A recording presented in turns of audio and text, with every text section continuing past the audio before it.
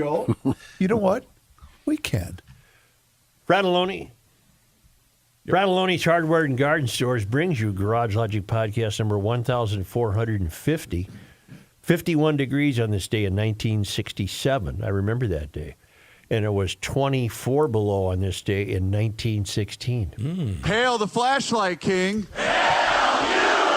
And now, from the mayor's office above the boathouse on the east shore of Spoon Lake, it's Garage Logic with Chris Reavers manning Technology Corner, Kenny Olson from the Krabby Coffee Shop, John Haidt in the newsroom, and of course, the rookie.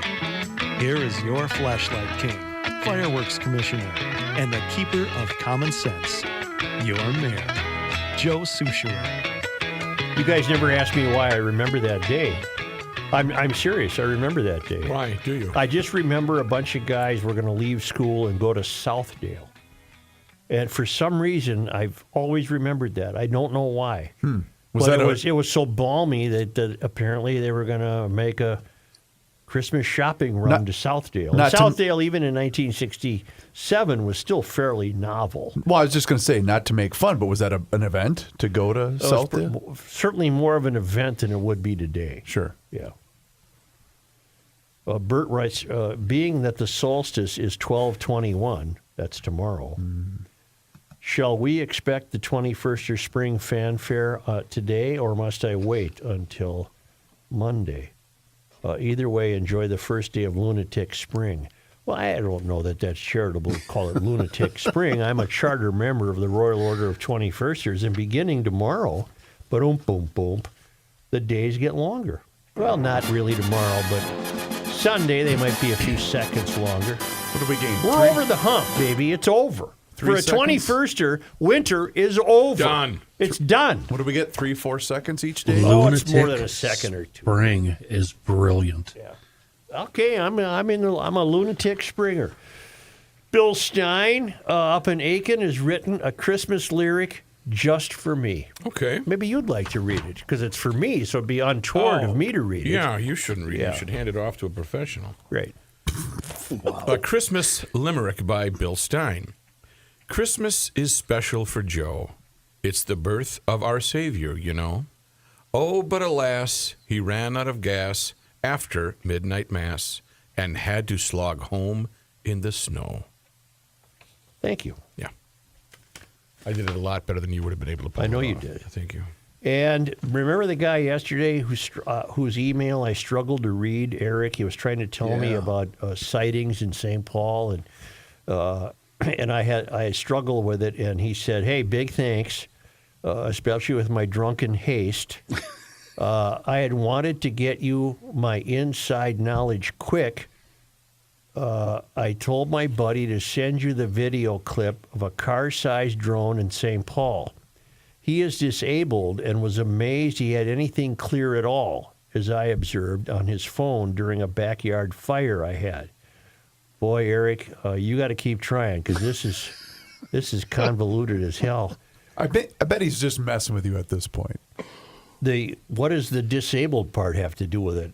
He's suggesting that because his friend is disabled, he might not have taken a clear picture. A disabled person can take a clear picture. Right. Right?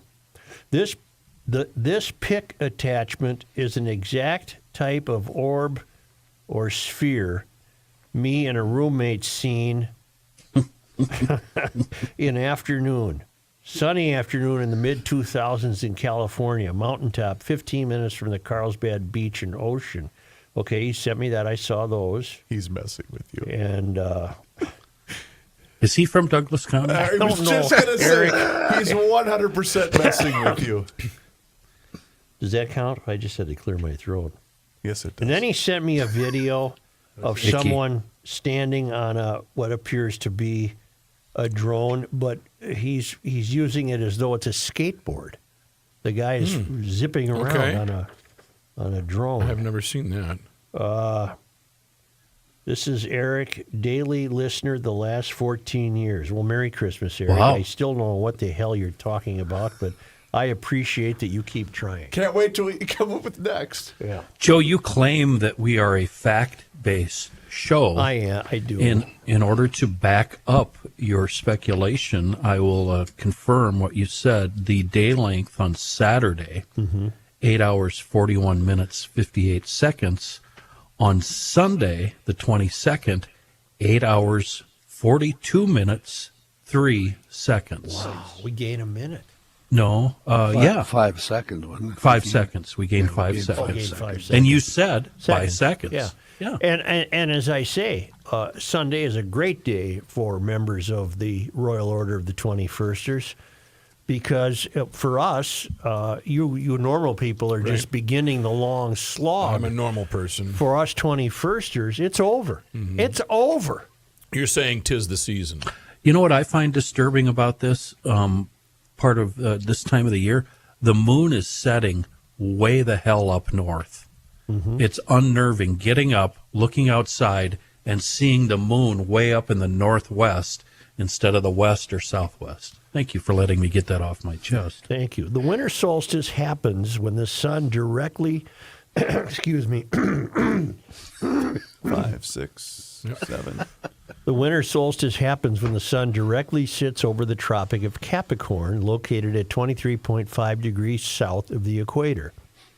That's according to the National Weather Service. It marks the moment when the Earth's northern hemisphere is maximally tilted away from the sun.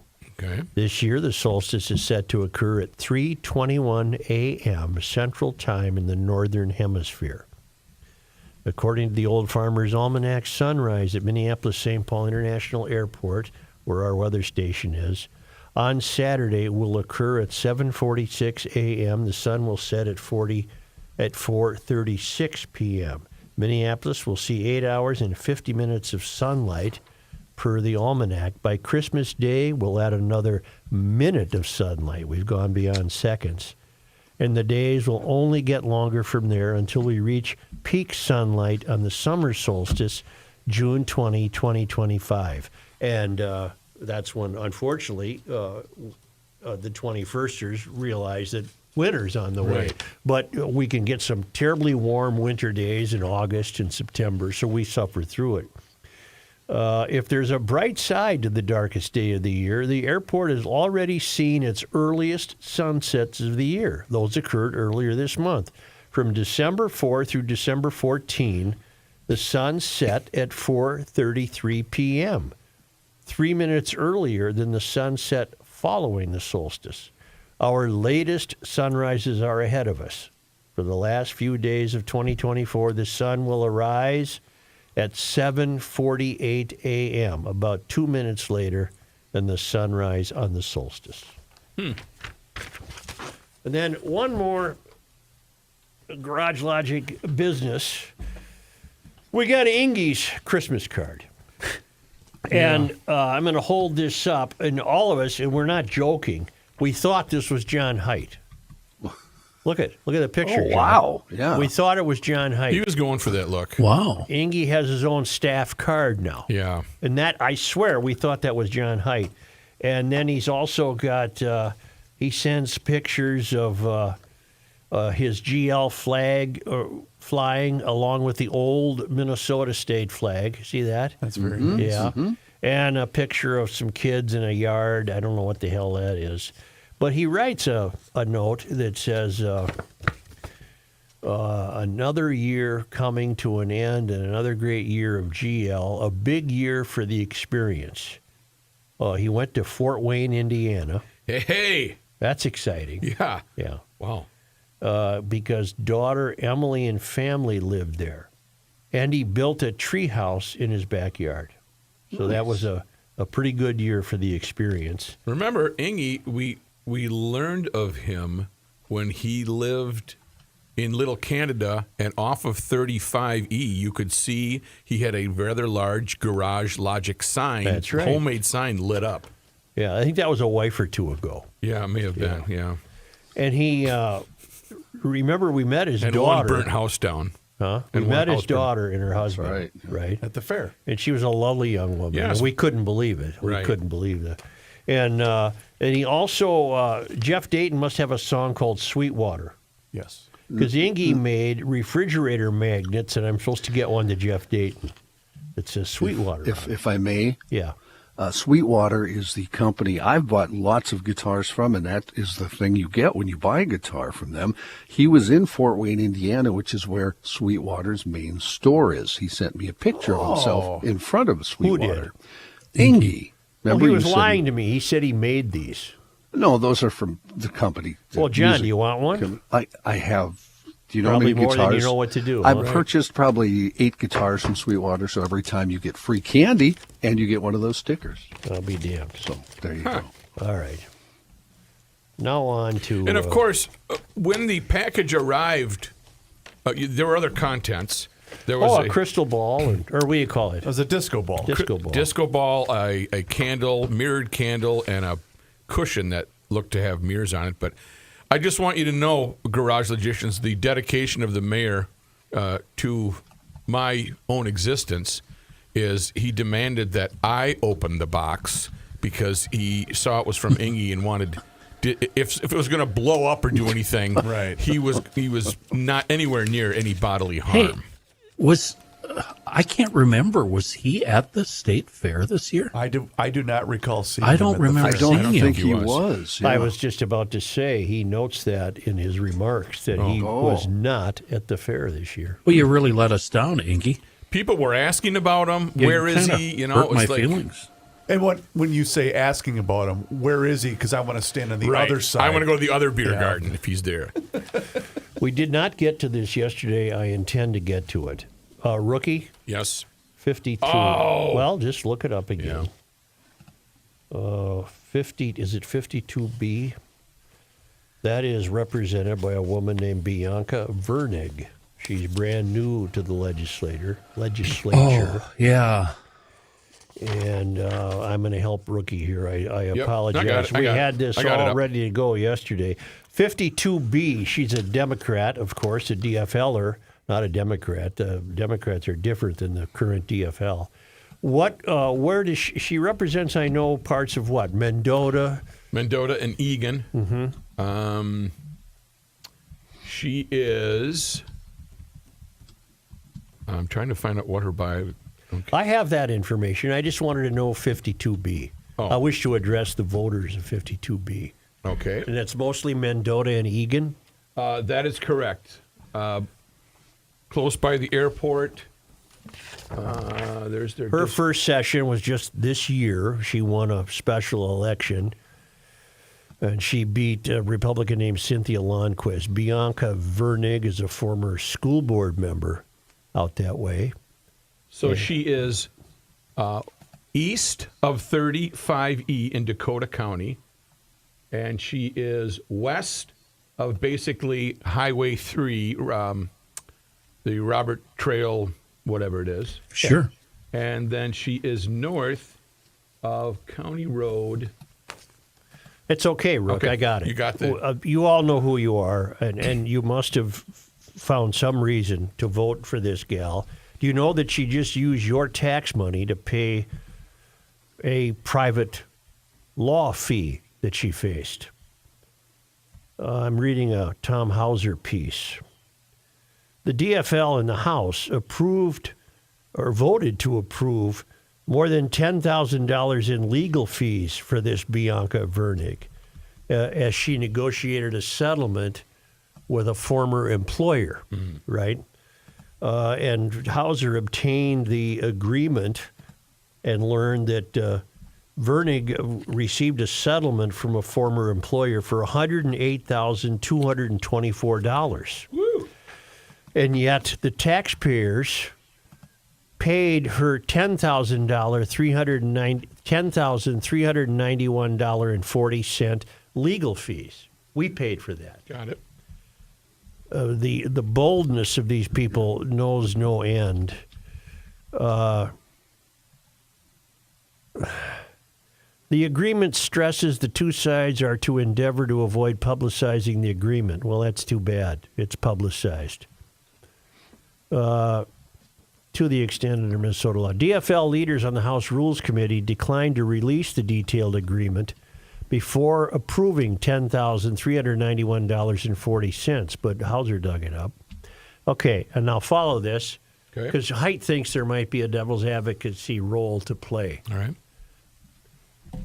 This all started when Representative Bianca Vernig of Egan was elected to the House as a Democrat in a special election just this past year and sworn in last January, serving a district in the Egan-Mendota Heights area. Her new position as a state lawmaker created a conflict with her employer, which is an outfit called Brightworks. It's a nonprofit established by the Minnesota legislature in 1976 to provide services to public schools and school districts. Let me stop right there. Can you imagine, given how we're led, how many of these types of outfits there must be? There's got to be hundreds, if not thousands. So she worked for something called Brightworks. But then she also got elected to the legislature. When she returned to her employment, her employer dramatically cut back her hours and her pay because of her new gig as a legislator. Is it a conflict of interest deal? Is that We're why? getting there. Oh, sorry. Well, maybe it's because she wasn't at work. She was a legislator now. Sure. So when she did show up for work, it wasn't nearly as often or as long. They cut her hours and pay based on her new job she held as a part-time state legislator. This is according to Representative Jamie Long, a DFL majority leader. This is all this week. Since this was related to her work as a Minnesota representative, we are proposing we pay for those legal costs. In other words, the legislature is imagining a connection between Brightworks and the legislature. If for no other reason that it was the company came into being as a result of the legislature back in 1976. I'm not buying it.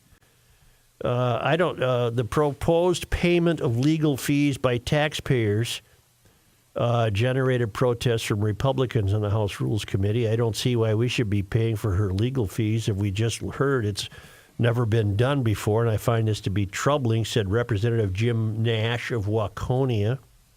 I have no idea why taxpayers should be on the hook with it, especially when we don't even know what the settlement is. Well, we do know now. It's $108,000. Representative Kristen Robbins, Republican Maple Grove, said during a committee hearing, did she get a settlement for $10,000, $100,000, $1 million? No, we now know it's $108,000. The committee approved the legal fee on a 9-5 vote. It was just along party lines. Okay. In an interview with Hauser, GOP Speaker designate Lisa DeMuth. Is that how you say it, or is it DeMuth? I go with DeMuth. Yeah, I think you're right. DeMuth said, we received a copy of the settlement agreement, and it was shocking. It's a resignation agreement between a private employer and a sitting representative. But it was an agreement that was made, and now the taxpayers are on the hook for the legal fees. She added, even though the House had been put on the hook to pay those private legal fees, we weren't party to this agreement, nor did we ever see it. That is why this is absolutely wrong for Minnesota taxpayers. When asked about what her next steps would be, DeMuth said, I will be sending a letter Monday to the chair of the Rules Committee, Jamie Long, asking him to call a special rules meeting to revisit this. I would like to see this reversed. 5 Eyewitness News reached out to the House DFL caucus for comment from DFL leaders or Representative Vernig, and they chose not to return a phone call. They said, we'll take a pass on this. Well, Vernig, you pay your own GD legal bills. No evidence has been put forth that her there's a couple things we don't know. Okay. No evidence that I'm aware of suggests that her job as a legislator, how do I phrase this?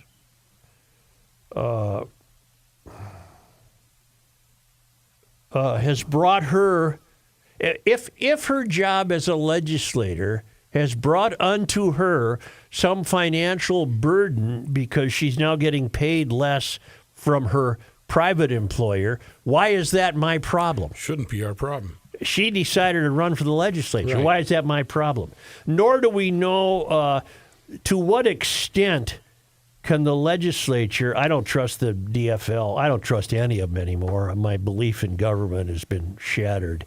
But to what extent does the so-called DFL believe they can make an arrangement between Brightworks and the legislature? In other words, the legislature seems to be resting its belief that they should pay her legal bills because she worked for a nonprofit outfit that the legislature created back in 1976, as near as I can determine. The other thing we don't know is she makes what? What do you make as a rep? About $52,000 a year? Something like that. Yeah, Kyle sent it to me in mid-50s. Yeah, you make, let's call it 50. Plus you get daily stipends and what have you, and I'm sure you get car mileage and everything else. So what we would really need to know to show the dramatic nature of this is, do you think she lost $50,000 in pay from her private employer? For all we know, she lost $10,000 in pay, or for all we know, she lost $100,000 in pay. I don't know. I also don't care. That's her problem. Why in God's name do I have to pay for it? John, you had a different view. No, I didn't have a different view.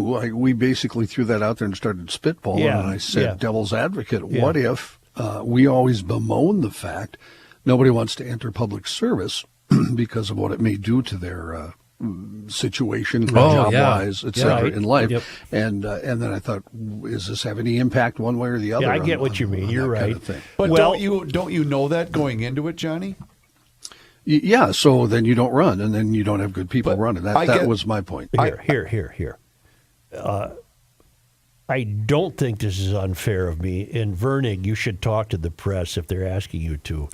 It sounds to me like she's a career activist, public servant type. She's been on the school board. There's very little information about her in her biography. She was a school board member, and now she's a House member. And it could very well be that she's just gaming us. I'm sorry, that's what it sounds like to me. Mm-hmm. That she knew perfectly well that Brightworks would have to cut her salary if she wasn't showing up every day when they're in session. Well, then, you know, blow it out your behind, Vernig.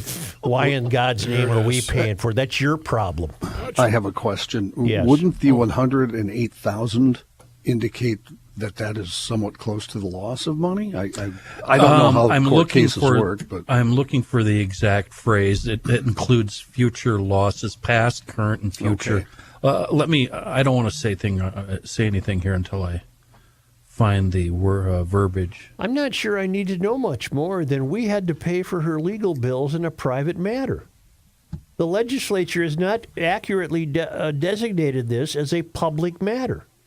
The House Rules Committee did not come up with a reason why this is a public concern.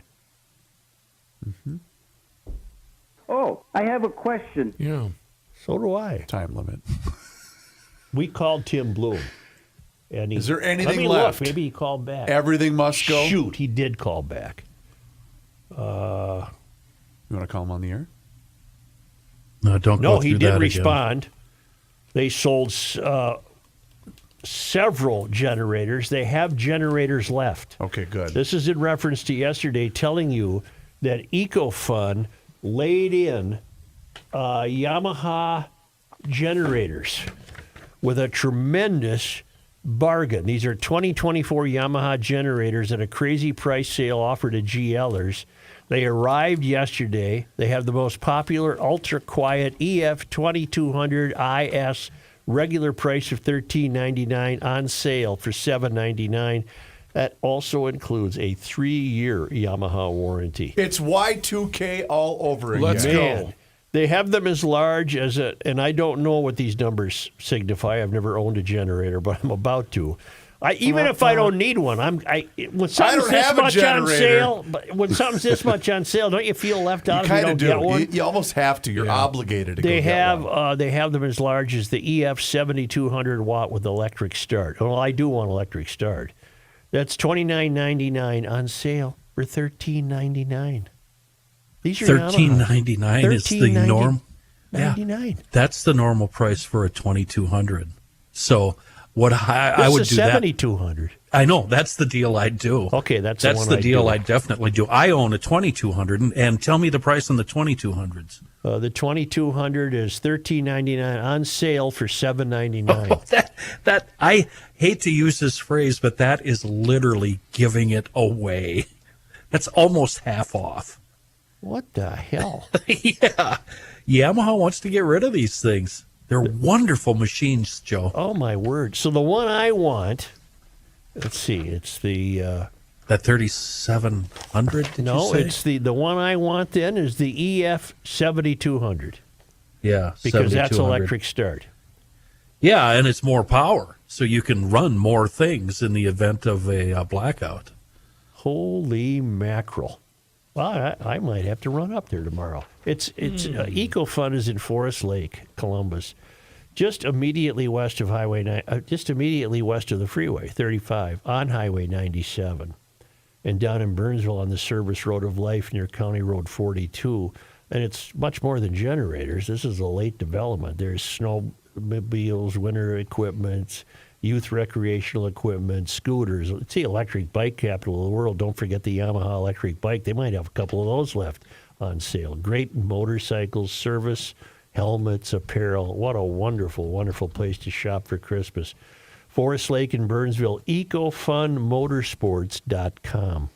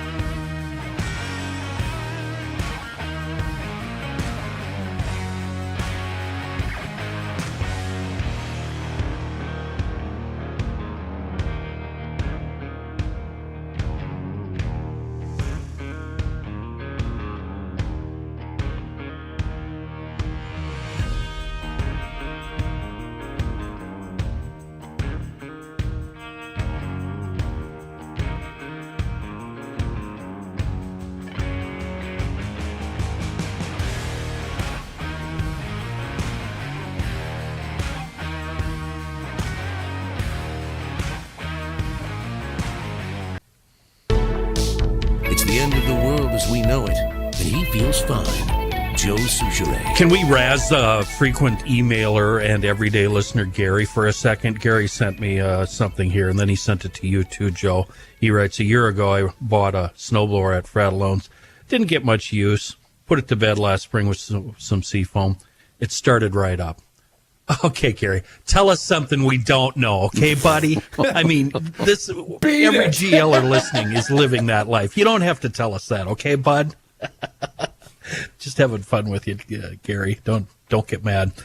The other email I received is from Kevin, and because Seafoam works so good, it got him into some trouble.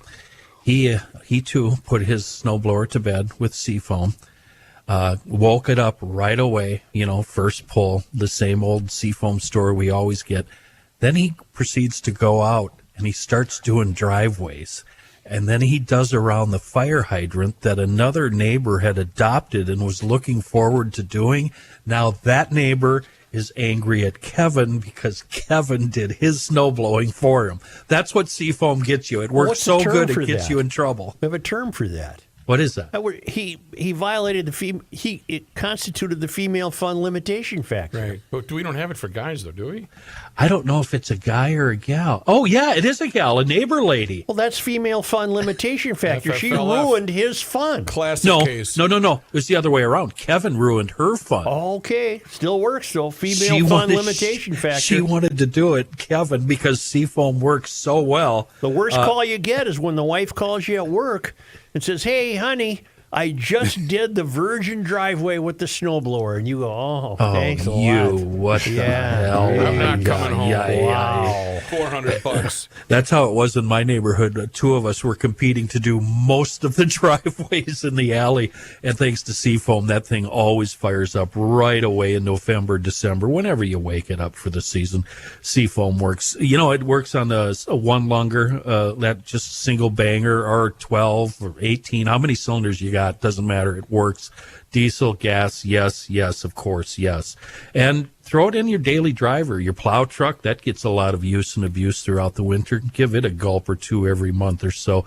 You can find it everywhere. Gas stations, hardware stores, big box, little box, auto parts stores, you name it. Seafoam's right there on the shelf waiting for you. A wonderful product in a world of bad gas. Seafoam. To conclude with Ethel Vernig, Bianca Vernig, you voters in Mendota and Egan, I don't know a great deal about her, but what we do know is that she has enough absence of character to have allowed us to pay her private legal bill. I'll just leave it at that. I hope this gets revisited. That was her problem. It shouldn't be our problem.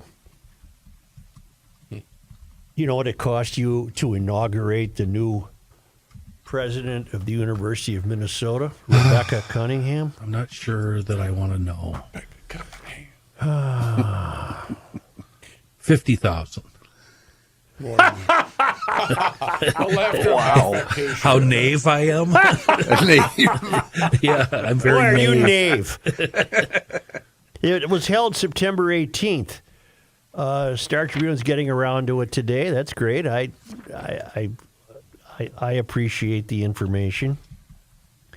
So they had it on September 18th. They had an inauguration ceremony, and that was followed by a Northrop Mall celebration. $272,700. I'm sorry. One more time. What? I can give you that one more time because, well, calm down, Joe. Simadonna. $272,700. 3,300 over the high-end budget estimate. So they were budgeting a fortune anyway, but it still went over that. Wow. You can do that? Yeah. The Star Tribune issued a public data request and got the numbers. Her predecessor, Joan Gable, these college presidents, Another they club. got the same club as the Another Supers. club, you're right. This is a great gig. Her predecessor, Joan Gable, was installed in September 2019. Boy, that isn't that long ago. And that event cost $150,000. That price tag was scaled back from the $250,000 that you originally expected to spend after critics, including former Governor Arnie Carlson, urged Gable to cut those costs. Among the costliest items from this year's festivities were catering, $74,000. Oh my God! Wow. That's some nice caviar. Security provided by the coppers, $51,000. Audio-visual support and American Sign Language interpretation, $26,000. Wow.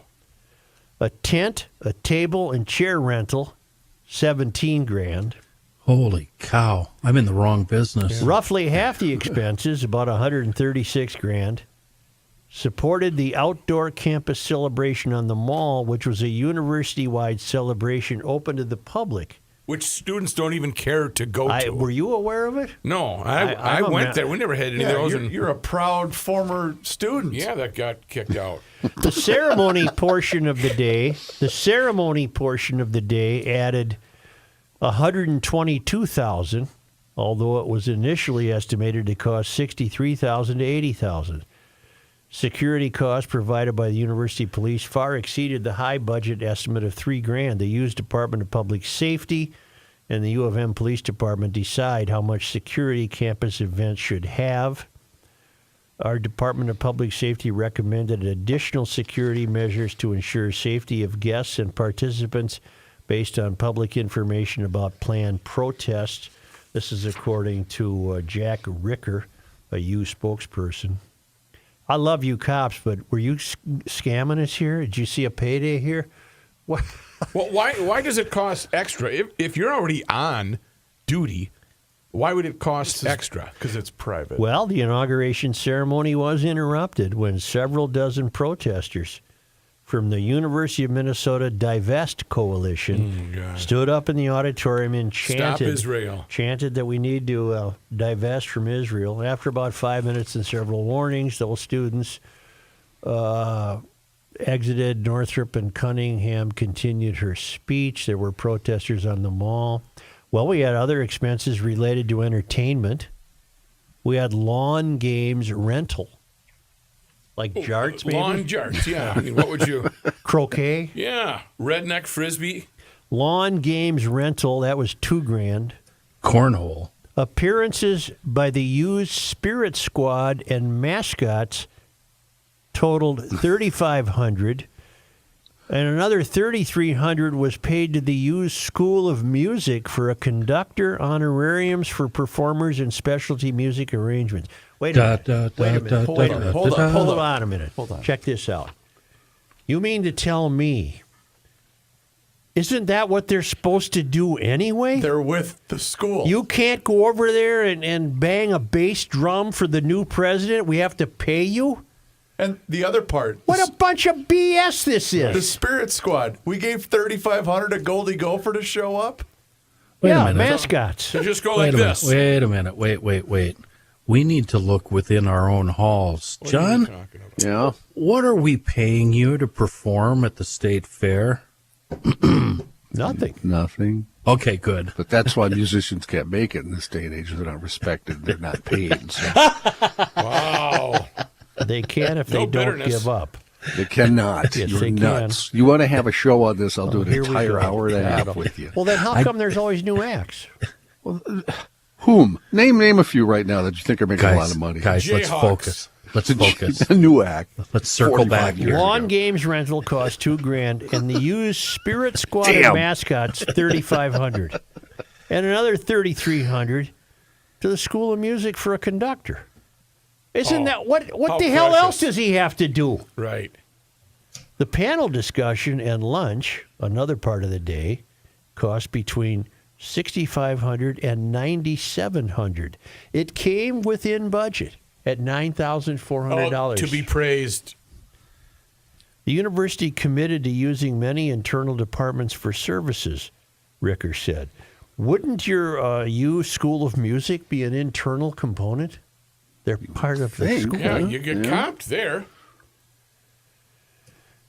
The Ricker said Sky Lakes, the university's supplier for residence hall dining and food, was chosen to cater. About 2/3 of the event's total expenses were provided by either U departments or Sky Lakes. Well, not the music. That's a U department. Can The I get mall- you just a minute. The mall event featured corn on the cob dipped in vats of butter, yeah, trail mix, yeah. and 4,000 Honeycrisp apples. That's what I was going to ask you. Can I get you an apple? 4,000 Honeycrisp apples? 4,000? We have to be sensitive here. Those with dietary restrictions could also request veggies and hummus. Yeah, right.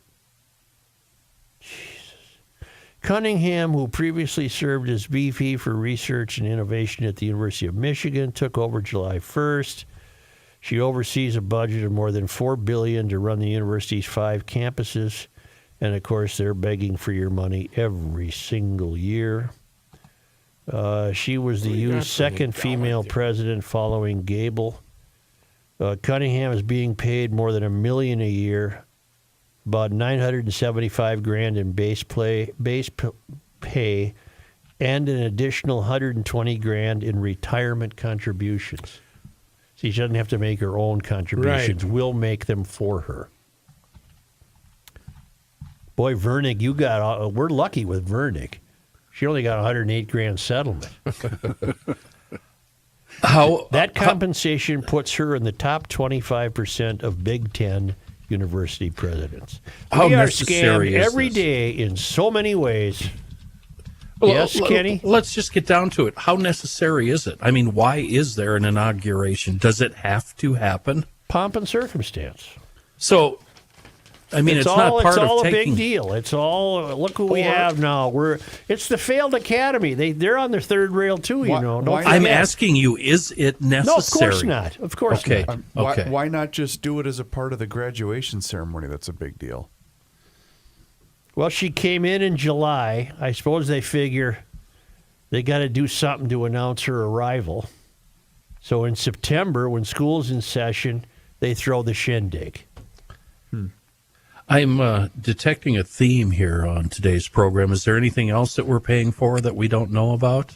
Let me see. Yeah. Oh, that was Yeah, it. the president of the United States that's been Weekend at Bernie since 2020. They've been propping him up in a chair. The more we learn, the more we realize he has been infirm since day one. The people who installed him knew that. The voters were saps. They didn't know it. We got played again. And Well, at least the ones that voted I legally. think yesterday he gave another couple billion away for student loans. On the way out, his wife Jill, Dr. Jill, Thank you. is telling him to burn the place down on their way out. These people don't care about us. They don't care about us. This is their third world theater. Do you suppose, other than Hunter, he could name one of the people that he pardoned? Just Absolutely, one? absolutely not. Why all the criminals? Because the part of the agenda with the mystery is to decriminalize criminal behavior. You see, a judge in North Dakota is freaking out. He is so angry. And that really, really bad guy up in Duluth was set free, but he was asking to be let out for health reasons. Yeah, the smoke shop guy. Yeah. He was selling synthetic drugs, apparently. I don't even know if they were legal or illegal, but they Right. are problematic and whatever. Just going back quick. So to finish the question, what do we pay for that we can see and make sense of? What do you mean? Staff, Dead air. anyone? Dead air. I got nothing for you. What do we pay for? When you write in when you send your check to the IRS, what are you getting back? They redid 94 in Douglas County. We get highways. It's pretty nice. We're taking care of the drones, military. We have a military that has been somewhat ignored during the Weekend at Bernie's era. What are we getting? Well, okay. force in your hand. Along those lines. Okay.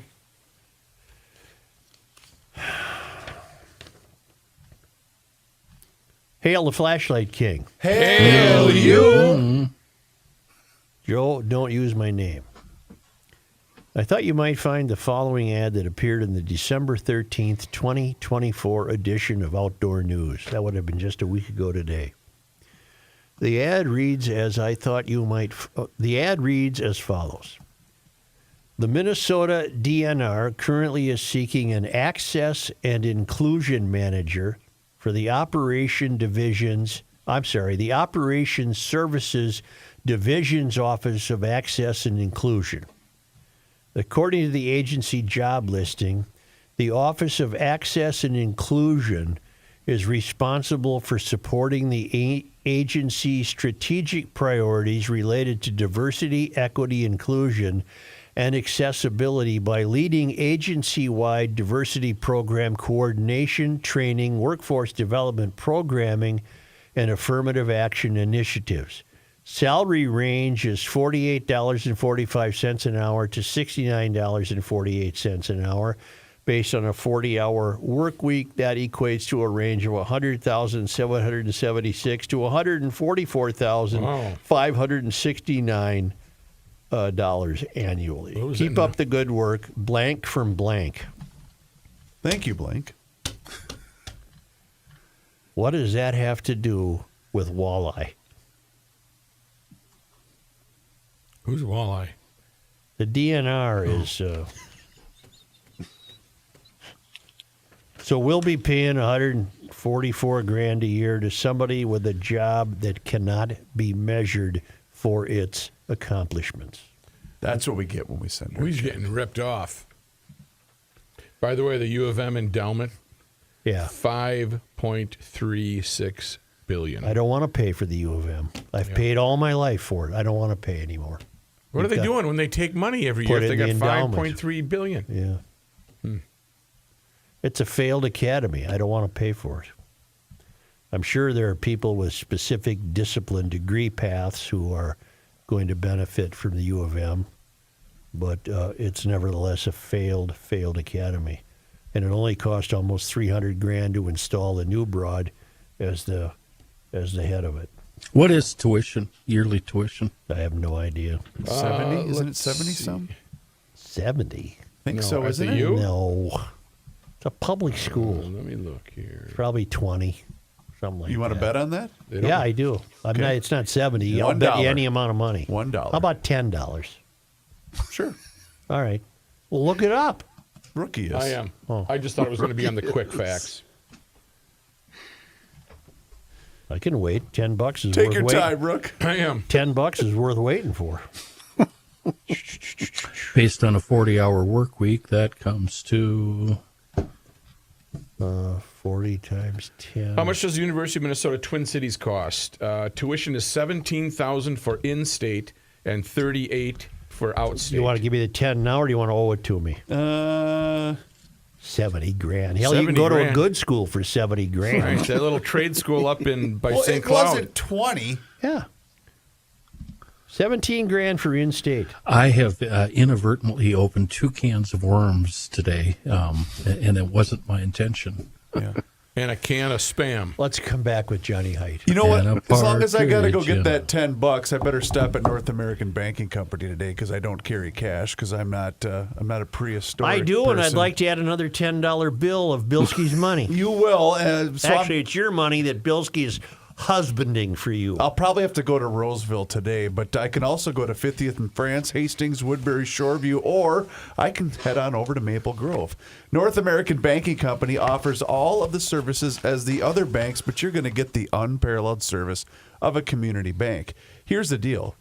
They offer things like financing. So whether you're looking for a home renovation project or maybe just want to buy a new home or get that new car that you've always been thinking about, well, my friends at North American Banking Company are going to be able to help you out with each and every single one of those options. North American Banking Company also offers the same online and mobile banking options as the other banks, but you're going to get the unparalleled service of a community bank. They are also locally owned and operated. Here's why that's important.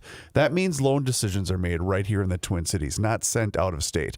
So this helps business owners solve problems quickly and expand their business with confidence. North American Banking Company deals with numbers every single day, but you, your family, and your business will never be one of them. So your first step is checking them out online today. It's nabankco.com to learn more. nabankco.com. It's banking done differently. North American Banking Company, member FDIC, is an equal housing lender.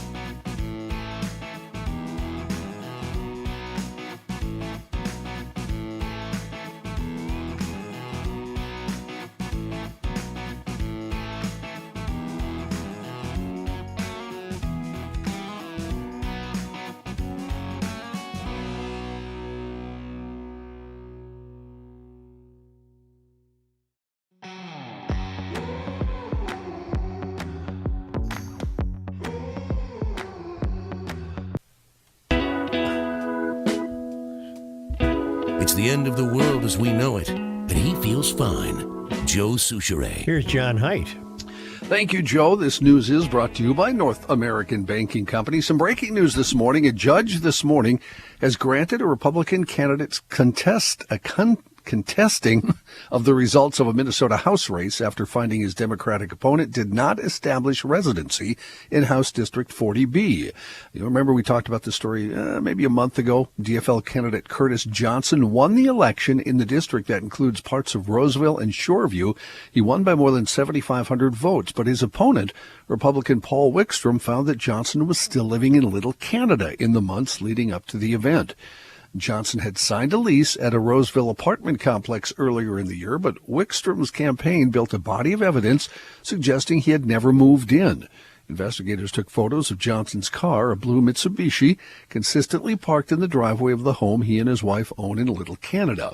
Well, based on testimony from Johnson and witnesses who had surveilled Johnson's whereabouts, District Judge Leonard Castro found Johnson spent scant time at the Roseville apartment until October 15th. State law requires candidates to reside in the district they represent for at least 6 months before the general election.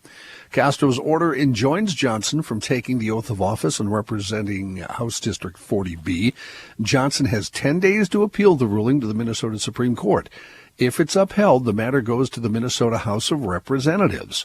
House GOP leader Lisa DeMuth of Cold Spring celebrated the ruling, saying, "With the overwhelming evidence we heard during the trial that the candidate in Roseville never lived in the district, I applaud the court's decision to grant the election contest and look forward to ensuring that a valid candidate represents District 40B during the upcoming legislative session."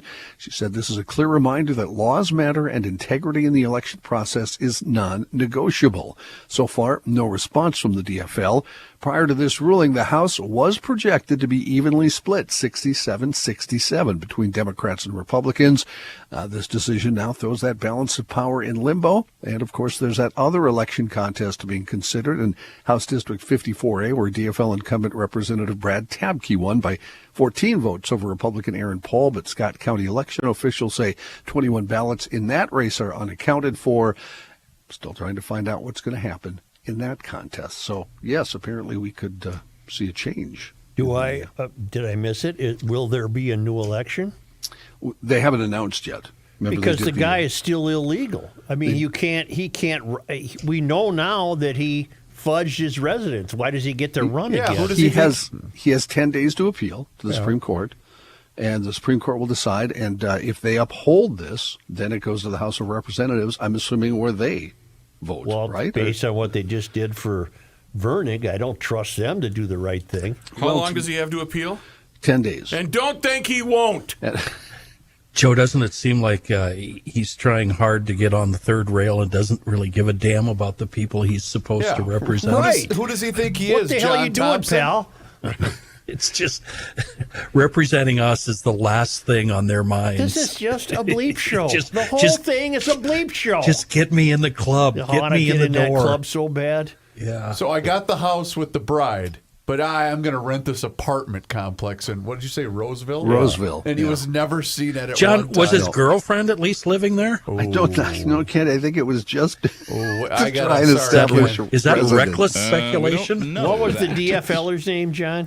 The DFLer's name? Curtis Curtis Johnson. And the Republican candidate? Wickstrom. Wickstrom First name plays Paul. by the rules. Paul Wickstrom. Lives in the district and gets beat by a guy who lives over by Lake Wabasso or whatever Now, the hell it is. if I'm understanding this, I don't know, maybe you guys heard it differently, but if it goes to the House of Representatives, they would vote, I'm assuming, right? And at that point, it'd be 67-66 Republicans because this fellow's thrown out. Good. Yeah. I want another Republican in there. there you Stop go. these lunatics. Although they're all lunatics. My faith is shattered. It's gone. Too many creatures are flying around, and we don't know anything. St. Paul Public School Board picked a new superintendent for the school district last night. Which name did they pull out of the hat? Board members were deciding, you might recall, Joe, between Hopkins Public School Superintendent Dr. Rhoda Mirapiri Reed former Minnesota State Ed Commissioner Dr. Brenda Caselius and Edina Public Schools Superintendent Dr. Stacy Stanley. Don't tell me it was the Edina one. The winner was really? Edina Public Schools Superintendent. I hate when Edina wins. The cake eater. You had it Dr. made, Stacy Edina Stanley. lady. Come on. John, let me read a paragraph. Let me interrupt your news with Sure. some news about the same story. Sure. I'm getting this out of the Sahan Journal, and this just proves, Suj, you say some of the dumbest things that absolutely turn out to be fact. Of course I do.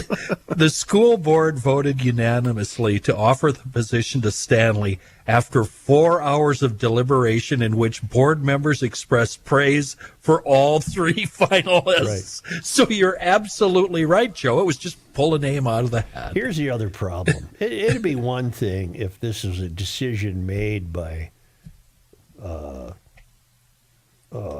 pillars of the community. Okay. The school board is nothing but professional activists. They also have a disregard for your money. The days of the insurance executive, an attorney, and a female CEO, and a concerned parent. I'll bet you, Rook, look it up, please. Already going there. And John will keep going. Just get me the members of the school board. I'll bet you not one of them has a kid. Oh, boy, that's, in favor of her and to alleviate some of your apprehensive, she did attend St. Paul Public Schools, kindergarten through 12th. So she's a St. Paul kid. Yeah, big deal. A man from Richfield is in custody on suspicion of second-degree unintentional murder after he allegedly fatally shot a woman in the back of the head in Minneapolis. Richfield Police Department says officers arrested Luke Kane on Wednesday in connection with an incident on December 6th in Minneapolis. In that incident, Minneapolis Police Department responded to a 911 call of an adult woman who had been shot in a vehicle.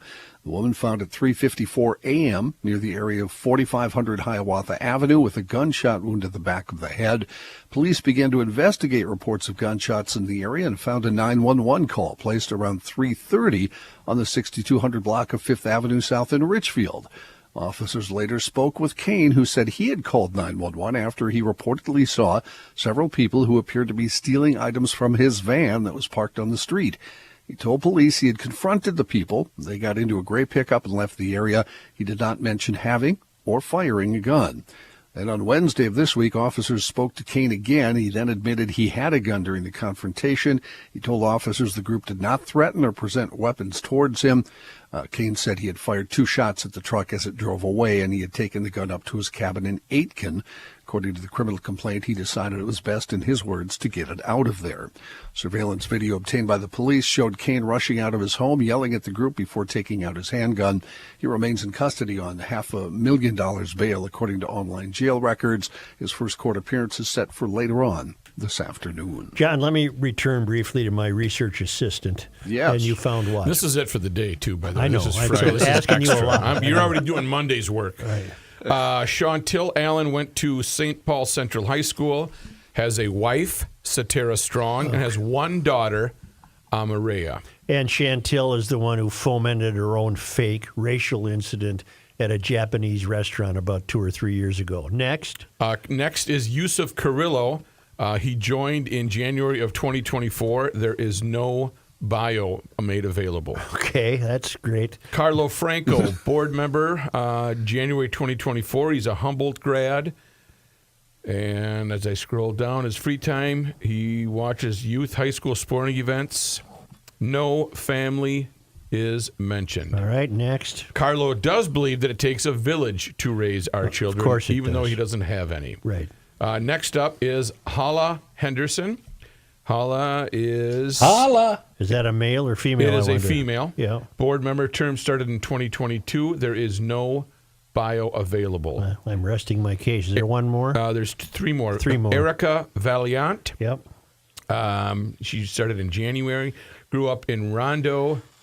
I do not see in her free time, decorating, shopping. There is no bio available on people. And then Jim Vu started in 2022. And his wife, Sai Tao, they have 4 children, live on the east side of St. Paul. One guy with 4 kids. Okay. Uriah Ward, joined in the board in 2022. His wife, Ashley, and their dog, Hamilton, They got a dog live on there. the east All right, side. thank you. So two members had children. No, one. No, the first one. The had one it. Chantel Oh yeah, had. Chantel has with Chantel and her wife Correct. Correct. have a child. All right. And That's a hell of a school board. National and international stories. A government shutdown at midnight tonight is looking increasingly likely after an embarrassing number of House GOP rebels bucked Donald Trump last night. A bill that the president-elect had demanded, which included raising the debt limit, went down in flames on the House floor as 38 Republicans joined Democrats to oppose it. Trump killed House Speaker Mike Johnson's initial bipartisan plan, which was expected to easily coast through Congress despite facing some backlash from conservatives. One GOP lawmaker told the Daily Beast that senior Republicans have told the president-elect shutting the government down would be bad for the start of a second term, with it potentially delaying key parts of his agenda. Even though Thursday's floor action was a setback for Trump, Johnson's leadership position is now also in jeopardy. Senator Mike Lee expressing doubts for his survival. The Trump-backed bill's demise last night followed a raucous floor debate during which Representative Mark Molinaro broke his gavel trying to quell the fury. Oh. Did you see that? It was very funny. Wow. Oh, you've It been wasn't mad. You've funny, never but, broken your gavel. No, I haven't. No. I wonder if Trump's if Musk is picking out Trump's clothes every day. I just see such a weird. Those two together would be such a weird conversation, just with their personalities. See, something's going to happen because Trump can't stand the fact that Musk is getting the limelight. Right. That That's won't gonna- work. that's gonna irk him. That won't work. Yeah. In the meantime, Don, wear your Harvard tie today, Don. But You're hard. do you guys He notice went to Harvard. what a weird time we're in now between the election and the swearing in, where we know Biden's not running the country, and it kind of seems like Trump is, Yep. doesn't it? Yeah, all the press conferences are down at Mar-a-Lago. Does he? Mar-a-Lago. You know, if I was him, I don't think I'd even show up at the White House. I think I'd just live at my golf course. He's gonna work remotely. Biden ain't there. You He's know, at his beach house. that's what Kenny would do. Yeah. If the government would shut down tonight, government workers would be furloughed, most of them, although those providing essential services like law enforcement and air traffic control would continue to report. However, none of the federal workers, even if they're working, would get paid until Congress approves a new spending bill. After the shutdown ends, workers would get retroactive paychecks covering the days they were furloughed or had to work without pay, according to the Office of Personnel Management. Which one of Biden's closest advisors do you think was dressed up in that squirrel costume during the Easter egg hunt and had to go over and get him out of there before he opened his mouth? Not sure. I wonder. Our gal Linda Keller had an interesting point. If Yeah. we shut her down, we don't have to pay taxes then, right? Isn't that part of the deal? Boy, I wish that was the case, Chris. Really doubt that it is. You don't think so? I'm just going to follow her leadership. Whatever she tells me is what I do. Right. Yeah. Matthew, TSA, Yes. they're government employees, correct? Yes, Department of They're, Homeland Security. and they're not, they can't go on strike, They to my can't. knowledge. However, they can, though, according to what I read today, a lot would probably call in sick just done. because they're not getting Yeah, a paycheck. I'm just not feeling it today. Yeah, they're going to go Oh, Datron. hey, Matt, they're going Datron on us. I ain't feeling it today. feeling it. Biden was given simplistic instruction on cards, which detailed where to walk, sit, and even look in what direction. Biden's team even asked Hollywood studio mogul Jeffrey Katzenberg to coach and improve his voice. Honest to God, we've had no president, and you know what the problem became? Because the country got into quite a mess. When you have 15 people who are the president, you don't have a president. Right. When you have 15 people who think they're in charge, you got nobody in charge. Nobody? Nobody. Nobody. So I asked you earlier if you think he knows any of the names of the people he No. pardoned. Do you No, I think don't. do you think he realizes that he just forgave a whole bunch of student debt? You think he even knows That's a good that? point. I don't know what he knows right now. I suspect he doesn't know very much. It's an unfortunate situation for him. But Well, for us. for us, but he's got a lot of hand holders. They are guiding him around there. The American economy grew at a healthy 3.1% annual clip from July through September, propelled by vigorous consumer spending and an uptick in exports, according to the government. Third quarter growth in U.S. gross domestic product. Uptick. Oh, I said uptick. Yeah. Damn. Third quarter growth in U.S. gross domestic product, the economy's output of goods and services accelerated from the April through July rate of 3%, continues to look sturdy despite high interest rates. The Commerce Department said yesterday GDP growth has now topped 2% in 8 of the last 9 quarters. John, Yes. stellar performance as always. I'm looking at the clock, and apparently we got to entertain Patrick. We do. Yeah. But I have to share with you a great email that I received from our buddy Kevin McDonald. Hey, Reeves, I ordered my Masters Maples gift box on Monday, December 16th. And guess what, Joe? I know you were wondering. He received it in his office on the 18th. Wonderful. That's how quick you can get the best maple syrup right here in the great state of Minnesota. It's Masters Maples. It's based out of Cohasset, Minnesota. It looks like you could drink it right from the bottle. Have you tried that? You can, no, actually. I'm not going to do It's that. pretty good. Actually, Joe. you know what? Be a proper lady and use a straw. All right. Okay. They gave me a bottle. I killed it on the way home on Tuesday night. I was up until 5 a.m., by the way. I'm pretty sure jittery. Ben doesn't care, Kenny, how you choose to devour your Masters maple syrup. Whether you want to drink it straight out of the bottle or whether you want to make waffles like I do pretty much every morning at my home. From tap to table, Masters Maples brings you 100% pure maple syrup. It's a gluten-free, natural sweetener that can be used in cooking, grilling, and glazing. It also can be turned into pure maple sugar. Masters Maples' full line of syrups brings a unique flavor to meals, but also many health benefits that commonly used refined sugars do not.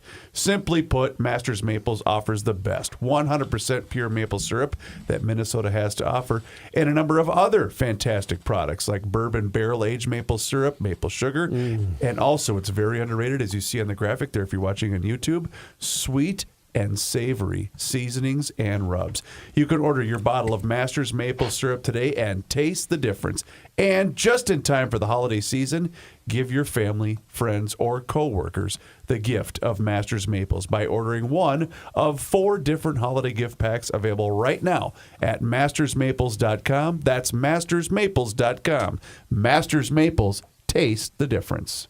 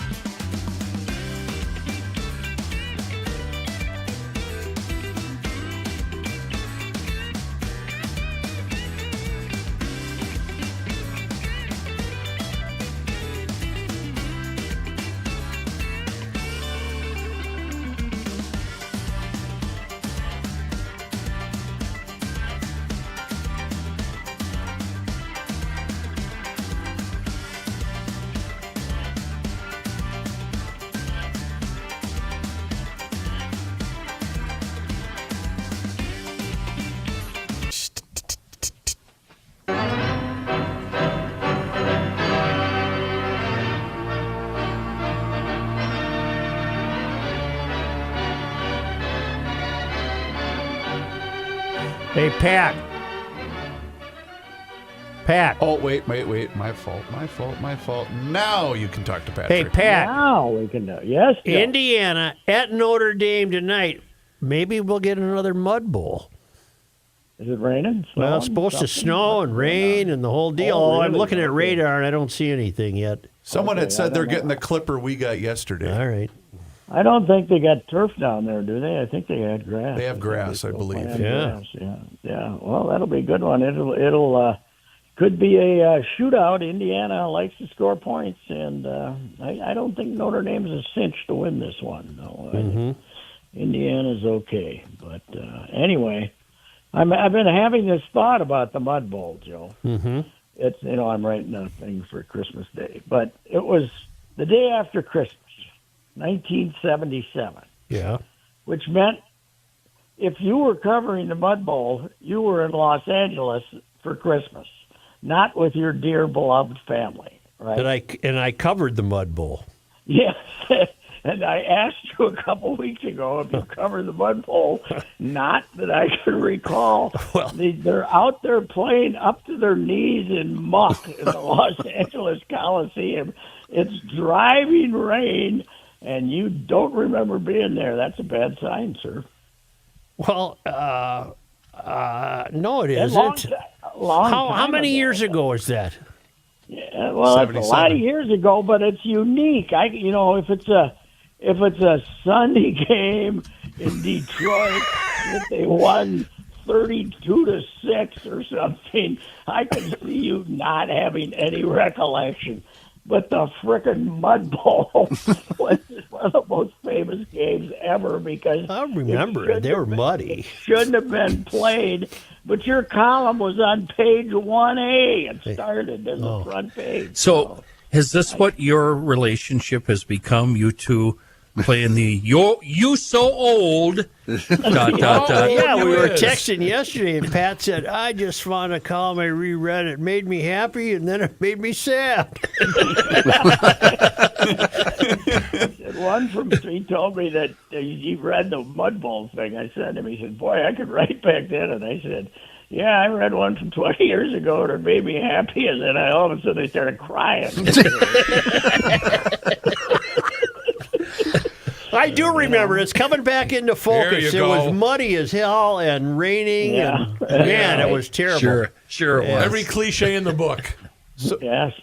Oh, it was famous, but this is a true story, and God love him, I like him. But I didn't really know Bobby Lee because I was covering the Twins when he played here, but he was the quarterback. So I was trying to get a hold of him, and I finally got a hold of him yesterday.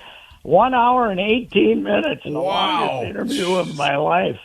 And I got to say that he carried the interview. I asked about 5 questions. Mm-hmm. So Bobby's a chatter. That's same age as me, though. I got a hunch he's probably in better shape. But So, Pat, if Bobby Lee's dropping back to pass in the Mud Bowl, does he even know what guy he's throwing the ball to? Not really. You know what Yeah. they did though, Bud?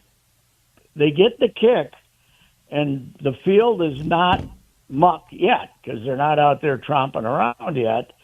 So Bud gets real aggressive the first series. And they go down the field, and they score a touchdown, and they throw the ball a lot. And they only end up throwing 10 passes the whole game, but they scored right off the bat. Because Bud being the weatherman, he always, he'd always look up to see if the geese were flying to tell him what the weather was going to be. So they were real aggressive, and the thing about it, and I'd forgotten this, Joe, it's obviously the Rams had defeated them 35-3 that season. And this was going to be the year the Rams finally got their playoff revenge. And then they got hit by a monsoon. What year did Richard die? My old man? Yeah. 73. Oh, But so it- this it wasn't was- when he was sending. Roman Oh, no, Gabriel that was the gone by Roman- this year. That was the Yeah. Roman Gabriel game in '69, the first year they were in the playoffs. when, Pat, this game was played on the 26th of December. Yes. So you had to. There's be no out way there I on could have Christmas. flown out the morning of the 26th. I would not think so, because back then we didn't do those silly things like 3 o'clock kickoffs for TV. You know, Yeah. they just kicked off at 1. That's when they always. I would have guessed. Yeah, maybe you could. I don't think you could have. I don't think I must So maybe not. that's what inspired dueling carols. You were practicing in your hotel room in don't Los know. Angeles I on don't know. Christmas You Day. know, or you could have had the. You just did the festivities on Christmas Eve. What the hell? That That's was- probably what I did. Yeah. How old were the kids then? 77, though. There would have only been one kid. Only been one. Yeah. And he had the Boy, I feel snowsuit. great though. Postage due. What was that? What was that? Sid sent a snowsuit for the newly arrived sushi, and it was postage due. You remember that? Yeah, I do remember that. Do you think he got the suit for free too? Probably. Or he found it, maybe. Denny's kids got bikes, for God's sakes. Yeah. Denny's kids got Christmas bikes from Sid because he was trying. Is that okay as an objective journalist? No. I sure as hell didn't get a bike. Right. No. No, it's the other way around. Okay. He's- Yeah. Sid sent them to Denny. Yeah. Yeah. So I got hope for America, though. You know, Christmas is coming up. We got 2 little kids next door. Owen's 5 and Olivia's 3. And Olivia at 2 would just stare at you, but now she's a talker, right? Mm-hmm. She's only been 3 for about 2 months. So I'm dropping off a couple of presents yesterday, and I put under the tree, and I said, and Olivia's out there in her snowsuit. And I said, are you anxious for Christmas? She said, no. I said, are you waiting for Santa? And she said, no. I said, do you like Santa? She said, no. Wow.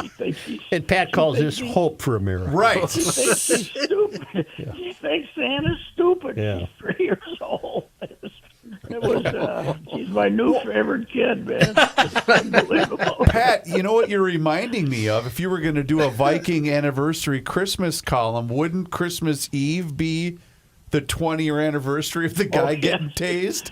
Yeah, right. The people would like me to break that one out again. That was my Because wasn't that 2004? Yeah, I think it was. That's right. It is. And, Quit tasing my dad! yeah, quit. Yeah, leave my dad, 6-year-old saying, leave my daddy alone. As he's drunk down on the floor. Oh, my God. Being beat up by cops. That's my lead on my Christmas morning. I got more hate mail off that. Well, not more than some, but that ranked right up there with tiptoed ball throwing for Adrian, that one right there. Hey, Pat. Yes, Last night's why I don't watch the regular season NBA. good for you. The stinkers they can throw up are too much for me. I said on Twitter that you would have fined Julius Randle $1 million. Julius comes out and makes a few shots, right? Mm-hmm. And then he makes a shot with like 5.5 minutes to go in the first quarter, and he makes it. I think they're ahead 21-16 when he makes it, and he does the stare at the Knicks bench. Mm-hmm. You know, like, what do you think of me now? Mm-hmm. And after that, the boys got outscored 117-86. Isn't that something? You know, It was. I did turn it in just to see Cat's return, and I watched enough of it to know that the boys weren't interested. well, it was an ill-timed taunt. I'll tell you that. Jeez Louise. And Rudy, it's hard to be 7'1" and invisible, but he was last night. Where was Rudy? It makes you frown on the trade, I'll tell you that. Oh God, yeah. But here, what do you think of this? We get a 90 as they're introducing the teams, not 5 minutes before the game. As they're introducing the teams, and usually they introduce the visiting team, just read off their names, right? Right. You know? Nope.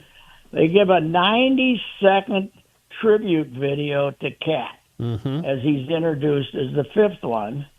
And then, at the first time out, there's another tribute video about his work in the community. Nope. No, you don't have to do it. If you're going to do a tribute video, at least put in a couple of his charging fouls when he ran over people like a moron, and then whining at the officials. But I don't, okay, if you want to do 30 seconds, but 90 seconds before tip-off, that's unbelievable. Well, he played the kind of game that, like I said, really made you regret the trade. Oh, crazy. Goodness. He, he's shooting threes like crazy, man. He shoots that trailer three, chasing the break down the court better than anybody, and he made about 4 of those. And yeah, he had a good old time. But I was thinking, so Julius does the taunt, and he played for him. Mm-hmm. I would like to have had a microphone in their locker room at halftime when they were laughing at him. The insults they would have been winging at him, being an idiot, it would have been fantastic. I don't know what we're whining about here. They're in a solid 3-way tie for that last playoff position right now in the Western Conference. Yeah, and just remember that we got the play-in games there. So if you finish 10th, you get to play a playoff game. So are they done with this in-season tournament nonsense? The Bucks won the in-season. Wow, they came home with the hardware. They did. That's a big deal. Pat, you know that the Lakers won it last year, Joe, and I think I already told you this. The Lakers have 7. Counting the 5 they got here, they got 17 NBA titles up there in their banners, right? Right. The NBA made them. They didn't want to put one up, but the NBA made them put up a banner for the in-season tournament. Oh, for Pete's sake. Wow. That's terrible. Because they want to make it into a big deal. Did they say, can we put it in the the offices? Or, no, it's probably up there in the rafters. Wow. Oh, they put it in the rafters. Yeah, they put it in the rafters. I'll talk to you Monday. Hope for a mud bowl tonight. All right. All right, thank you. Bye. You ready to take a timeout? I am. Yeah.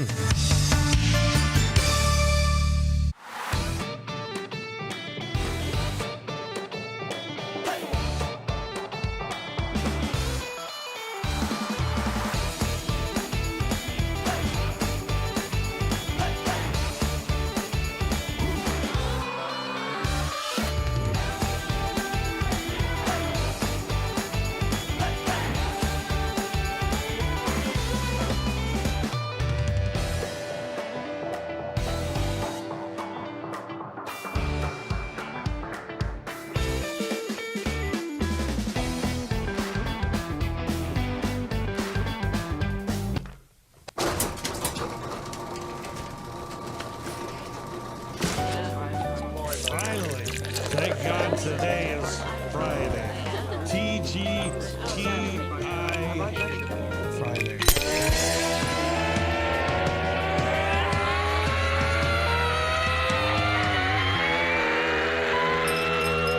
It's the scramble. Okay, you apparently have some audio that we need to hear.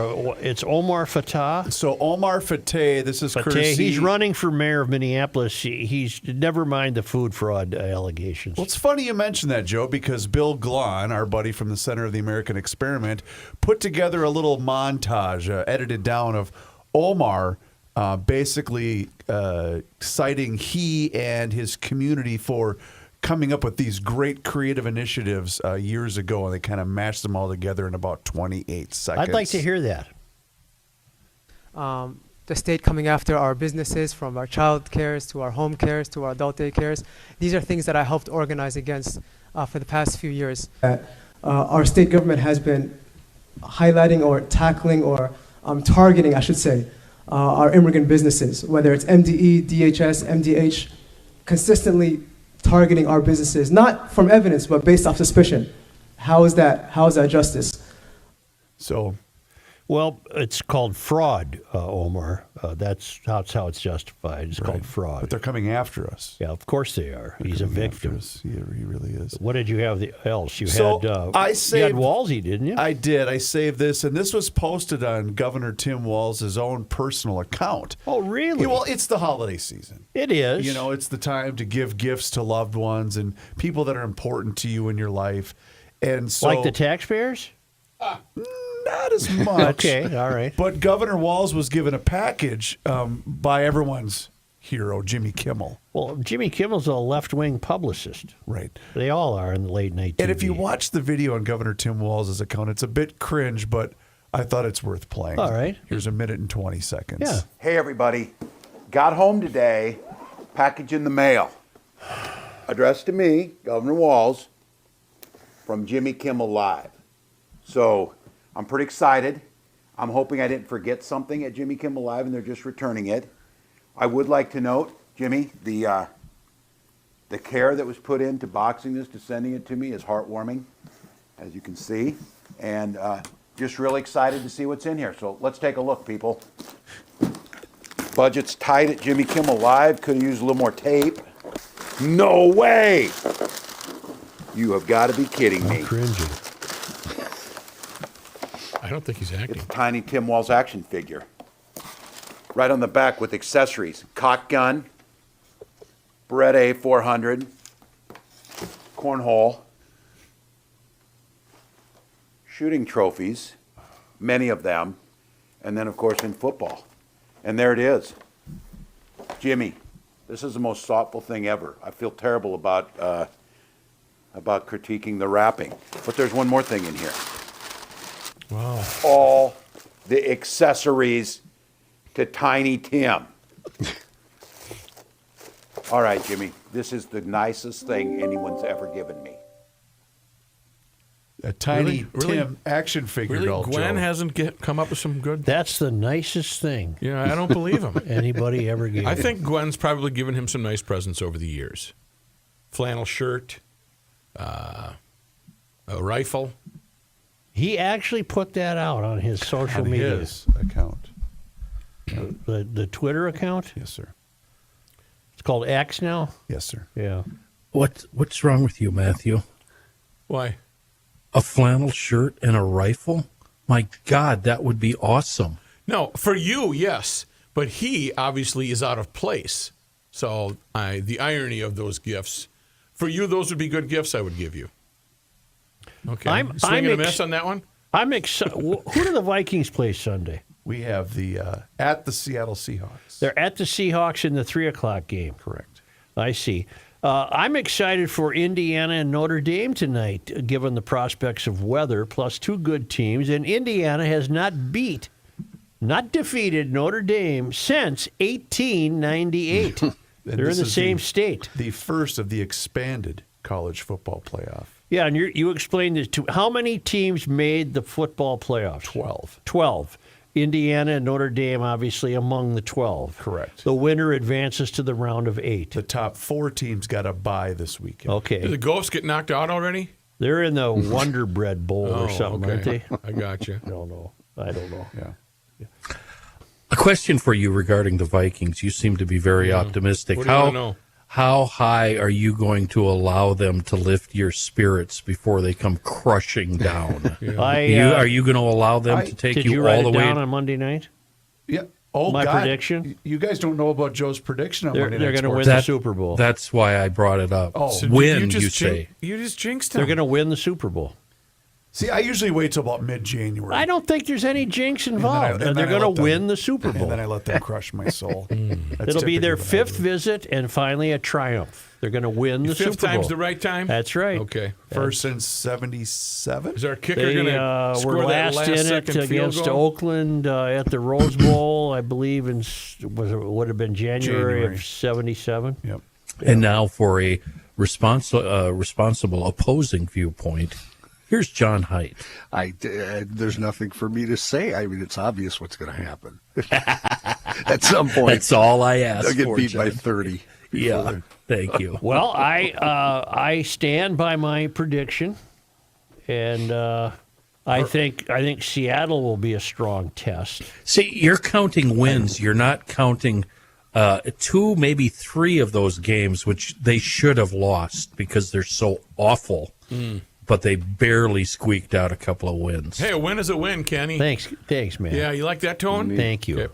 You know what? In the NFL, a win is a win. I actually agree with Rook on that. As long as you win the game, that's all that Who matters. cares? We just Doesn't wanted a matter lot how. of W's in that win column. Who cares What- what it looks like? One Right, thing, yeah. though, about the Seattle game, we're breaking down sports here, is I'm not sure that their quarterback is starting. So they Gino? may be facing He's a hurt. second string. Gino's hurt, huh? Gino All got right, hurt let's against knock the him Packers. around. Let's And smack Kenny, him. Kenny, who knows everything, of course, but I try to tell him something. Oh, look there. Kenny, I made my Vikings prediction before I knew that Detroit had lost. Is it Montgomery? David Montgomery. Who I think is the best running back in the league. He's pretty good. They lost. Is it for the season? He's out for He's the year. done. I made my prediction before I knew that. Wow. So In now the that you've league. jinxed our football team, do you have anything to say about our hockey team? They put up a poor effort against the Floridas. Poor effort. I talked some puck with Leopold last night, and we're going to be on the right track. Did you really run into him? I did really run into him. Where? At airport? Herbie's. Oh, at Herbie's. Yeah, I had an event there. He You was were there. tossing around the cup, though, a month or so ago, Joe. You were saying something about the cup. I don't believe I did. I'm pretty sure you did because I'm still PO'd about it. Well, it was Royce who said we could be looking at two parades, Right. the Cup and the Super Bowl. He said that Think Monday. about that. Ooh. You know, Leopold was a nice guy. He Yeah, if you talk to him when he's not at the rink. Yes. No, yeah, right. If he's but at the rink, he's nuts. My daughter got engaged last night, and Yeah. he sent over some champagne. Oh, boy. And he took a Congratulations. picture with him. He was very cordial. It was really nice. Wait a minute. Well, yeah, he buried What? the lead there. What? Yeah. Buried the lead. Yeah, Sophia got engaged yesterday. Congratulations. She Sophia. did. To be married? Yes. Thank you. Just wanted to clarify. So, can I ask a few questions about that? Yes. There will probably need to be a professional floral arrangement. You have any recommendations? I actually do. Anybody that does The wedding You know floral a guy? arrangements are great. The problem is the delivery service. Yeah. The labor is tough. The labor Sketchy is, at best. talks back a lot. Right. Has kinda trouble grumpy. lifting. Not, Has trouble lifting. Not really the best with customers. How many times are those flowers going to go over the river before they get delivered? Do we know yet where the wedding will be? We don't. We haven't Okay. made any Details plans. are not at hand yet. She hasn't really sent that out on social media, so I don't know if I'm supposed to say anything. but- Yeah, well, Yeah, we'll it's lay too it late down. now. You're like Joe. Just blurt it out. Right. Doesn't matter. I guess Maria knows now. Consider that. Oh, wait a Consider minute. that. Our other member, Matthew. Oh, Matthew, are other members of your family just finding out now? Be easy on the floor. Yes. Maria just did. Whoops. Hi, Sorry Maria. about that. Uh-oh. It was fun, though. We had a really good time, and James is an excellent Loyal GLer. You got He's any a money? huge- he does. He got a decent That's the job. only reason Is he at one of those quick change oil places? Yes, but he's lead manager. Is he? All Yes, right. He's lead manager. All right. Third shift to the. Yes, yeah. assistant Nothing leader. wrong with an oil change place. No, not at all. Not at all. Not at all. Only because they come to us all the way from traveling Lymans who are they remained in Lake Las Vegas overnight. Maria, don't say anything to anybody. It's on. It was on this day. December 20th already. Does Bob know? Yeah, I talked to Bob. I had to go and pick up Bob's hearing aids that I have to. He'll take delivery of. Yeah. And every time I call, yes, it's louder than that. Well, the nurses came in and we had to get. I said, Dad, I'm not deaf. You are. You don't have to talk loud to me. And Steve was down there today, and I asked Steve, "Did you get the full Monty to show the where the he staples were?" whip it out? He said, "Not yet." I said, "Well, be ready. He will." It happens without warning. It's happened twice to me. I could not unsee. On this day, Oh yeah. 1220. in 1847, Chris, Yes, sir. St. Croix County, Wisconsin Territory was given a parcel of land in Stillwater for a county courthouse. Finished in 1849, the building was the first courthouse in what is now Minnesota. Oh, the first courthouse, That's right. and then they built 87 others, Yes. On this day, 86 others. in 1850, Eli Pettyjohn purchased the land grant patent for a portion of the area that is now St. Paul's Hamlin Midway neighborhood. Oh. Pettijohn farmed near Fort Snelling because Fort Snelling You has to got to be throw it in there. every day. Yeah. He farmed near Fort Snelling and later settled in Minneapolis. This plat of land was sold over time to other speculators and developers, including Horace S. Thompson, Amherst Wilder, and Henry H. Sibley. Part of it became Hamlin University in 1874 and Newell Park in 1908, and then was subdivided for private homes. Huh. On this day, The final day of the 21st winter. that's right. Thank you. You had to Or think what about are we calling that. it? Crazy winter? What did the emailer Yeah. call it? Lunatic Spring. Lunatic spring. Yes. Not just an email. That, is so- was Bert. Sorry. So accurate. Willard Anger. Thank you. On this day, December 20th. in 1863, the American House burned in St. Paul. A landmark in early photographs and paintings of the area, the hotel stood at 3rd and Exchange Streets. 3rd and Exchange, okay? In 1902, On this day. Clearwater County was established, named for Clearwater Lake and River. What are your sea counties? Carlton, Carver, Cass, Chippewa, Chisago, Clay, Clearwater, Cook, Cottonwood, and Crow Wing are your sea counties. Thank you. On this day, On December 20th. in 1902, and I always hate to read this one because it has a funny name in it that we no longer use. Careful. No, Don't I have do to it. read it as it appeared in this day in history. You don't have. Oh, I do have to. A right. fierce fire discovered shortly after 2 a.m. at the School for the Feeble-Minded, Oh, the Holy Twitch crap. farm. the Twitch Farm in Fairhope, Jeez. badly damaged the main building and caused the safe evacuation of more than 300 people God. who had Can been you imagine, Joe? The feeble-minded. Kenny, What the hell is wrong with us? I know where this was, and I know what's there now. I'm going to see if there's still a sign, and I'm going to get it mounted in this Jeez. studio. Well, I'm not done with this item. I mean, this was a big deal. You got more coming. 300 people had been sleeping in the structure. They got out. Unable to get their ladder wagon to the school, local firemen dragged a hose through the building and up 4 flights of stairs to the attic to bring the flames under control. Oof. Wait a minute. We didn't lose anybody. No. There we go. No. That was wonderful this day in history. 300 people were saved. You can imagine, unfortunately, it was called the School for the Feeble-Minded. Yeah. It's amazing to me that they could escape without confusion. When did they change that? About 2004? I No, don't I know. just, you know what, Kenny, One way to look at it. I did some research on that, and luckily they changed it from School for the Feeble-Minded It's in 1895 to in 1906 they changed it to the School for Feeble-Minded and Colony for Epileptics in 1906. What the hell? God almighty. What But it's- in the When did it world? finally get a real name? it's basically on the grounds of where Shattuck is now. yeah. They changed it to the Faribault School, State School and Hospital in 1955. If you go to finally. a website, Story Maps, you guys are familiar with Story Maps? Yeah, They yeah. do historical footage. Yeah. There's photographs of some of the classrooms for the feeble-minded school. Any artwork? Is this? Here comes Here the. comes a fire truck. Ding, ding. I would rather burn alive than. Hey, Larry, sit down. Now, is this the place that Garrison Keeler was telling us about with the wood fence and the knot hole and that everybody in there shouting 21, 53? That's right. That's right.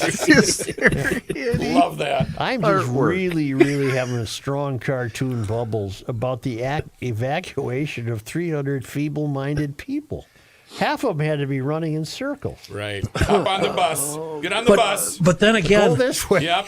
how many guys were just sick of being married and went to the judge and said, this one here, right. I got That- to tell you. They got heat there. They got heat yeah. and food. I'm 3 going hots over and a to- cot. Yep. Kenny, I'll give you an example. This photo is described as male students at the Feeble-Minded Academy are dressed in milking suits for dairying, one of the occupational learning opportunities for students. No date. Here's on the pail. Here's your pail, Larry. Whoa. But wouldn't that be a place where Catholics, you guys can't get divorced? That's where you'd ship the wife off to, right? Well, if you could pull it off, yeah. Yeah. Ooh. Get away with it. She got a plate in her head, and we need to get her in We there. we got a family photo in this one, Joe. Yeah, we do. Pictured with the kids. Come on in, meet the fellas. Hey. No, I'm not looking. I got enough on my plate to get me I to hell. think we need to probably wrap Meet this the up fellas, here. dear. I'm seeing the old SCTV Jeopardy bit where Yes. Martin Short. Yes. Yeah. I'm not He's got his Well, pants I'll pulled up tell to his you what, bosoms. Alex. Yes, Alex. This is He's got a. the bad teeth in. Yes, Alex. It appears as though this is a family of 6. You got Ma, Dad, and the Yep. 4 kids, and basically they all look identical. Right. Yeah. We're there could have we're been all some- going straight to hell. I'm Straight sorry. to Well, hell. we're not. When did they change the name, John? 1955? To the epileptic name or the other name? No, the real name. the The real good name. 1955 became the Faribault State School and Hospital. That's right. Okay. 1906 was School for Feeble-Minded So- and Colony for Epileptics. Chris, are you saying there might be some chromosome issues there with that family, and Daddy is your uncle, Mommy's your sister? One of those deals, yes, Kenny. Yeah. And let me just say again. Finally on this No, day. may I say, no. What I'd like to It was say. Darren, Blanche, Arthur, and Martin Short was Lawrence. Lawrence. May I say, Yes, Alex. that this close to Christmas, to get 300 feeble-minded people safely out of a burning building, I think was a It's a Christmas It was miracle. a Christmas Like herding miracle. cats. Yeah, it was wonderful. And finally, on this day, God, we're all going to hell. I know we are, but December 20th. what did I say? It was this day? Yep. Yeah. In 2017, the last Boeing 747 jumbo jet in the Delta fleet made its final landing at the Minneapolis-St. Paul International Airport. The long-distance luxury jet, introduced in 1968, put Minnesota-based Northwest Airlines, which merged with Delta in 2008, on the international flight map. Those are fun. Those were a hell of a plane to fly in. Yep. Good times. Say now, when you go to Mass this weekend, one of you two, and you're going to get out the checkbook for the plenary indulgence or whatever the hell it is where you buy your way out of hell, could you write a check for me, too? Yeah, we'll you're throw gonna you need and Hyde in. You're going to need to cover all I'm going of to us. take care of John and Kenny. Thank you. The Catholics. And I'm going to put in the note, you write on the check Yeah. of Memo? what the memo line. Yeah. I'm going to put, this is for the feeble-minded. This is end of show on 12/20. I must say I have perfected the our church. They take it out automatically every month via the checkbook, but you still feel guilty when you don't put anything in the basket. I don't. So I I've- don't. I've got the art of pretending you have it in there. Get that hand right in the middle, ruffle it around, and then Yeah. just pass it along to whoever else is No, next. we're on the monthly schedule, too. I feel no guilt whatsoever. Okay. Yeah. Because way Except back, then they hit you a lot for the... if at the, the- if at the the brother end. from South America no, comes they up, hit you at the end for the food banks. oh, If yeah. there's a hungry person in this state, I would be shocked. I would be shocked. We are the kings of providing food. We are. Which is a good thing. we're nice. We're good, aren't we? Yeah, I think we're good. Maybe that gets us off the hook for the feeble deal. Let's go. That's what it was called, though. Tit for tat. That's what it was called on this day in history. We'll see you Monday, huh? Hey. Now, we're all here Monday. We're here Monday. Yep. Why are we here Monday? It's, There better be a shitload of presents for me. it's Oh, your it's your birthday. birthday. Oh, it's Oh, I Rick's didn't know that. birthday. I'm sorry. Is it Monday? Yeah, The 23rd? 23rd. You didn't know that? That means you're bringing in stuffing. No, we're doing a Greek thing for this year's Oh, jeez. festivities. I can't believe it. Yeah, yeah. How many people are you going to squeeze into your house? Well, Bob won't make it, so there'll be room for 5 because he brings in the walker. He moves around. He takes up a lot of room. Yeah. And it's probably going to be about 20. And you're having a Greek food. I think last year was Asian. The year before that was Italian. What are you, a communist? Yes. You have turkey or ham on Christmas. Turkey? You mean like from You know Turkish? what, Yeah. Turkish. Yeah. I don't have. What are you gonna have? Gyros? Lamb. Thank you, Can G. we- Ellis. Yeah, thank you. Spam. Kenny. Do us a favor. If you What? want to see some of this magic, you should Half-wits. subscribe to the Garage Logic YouTube channel. Go for half-wits. Did you know that Garage Logic has a YouTube channel? And by the way, we are dangerously close to 11,000 subscribers. I didn't check this morning, but we are very, very close. Chris, it looks like we're over. We are over, I've just been told. So tell your 1,000, friends, 11,000. tell your babies. But it's a great way for you to be able to interact with the show live on YouTube each and every single day. It's been fun. There's also behind the scenes footage and all sorts of full segments there for you. Is there? Garage Logic on YouTube. You can also follow us on all of our social media channels, which is Facebook, Twitter, and Instagram. And don't forget to give Garage Logic for the holiday season. Yeah, you can give the I gift just of got a Garage text Logic. from home. Our morning papers just arrived. Hey, can we start the show over? Yeah. GarageLogic.com for all of that information. Joking there.